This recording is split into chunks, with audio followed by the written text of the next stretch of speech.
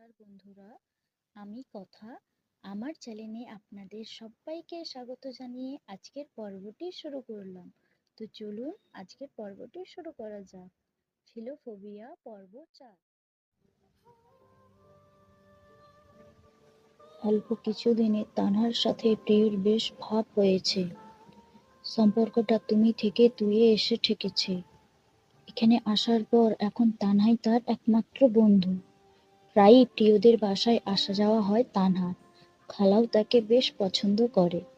আজও এসেছে। ছাদের রেলিংয়ে হেলান দিয়ে বাহিরে তাকিয়ে আছে। হাতে ধোয়া ওঠা গরম চা। চেয়ারম্যান বাড়ির দিকে আঙুল তাক করে কিছুটা আওয়াজ করে বলল, প্রিয়, ওই দেখ আমার শ্বশুর বাড়ি। তাহনার কথায় কান দিল না প্রিয়। গরম পেঁয়াজও মুখে পুরতে ব্যস্ত সে। হাতে থাকা উপন্যাসের বইয়ে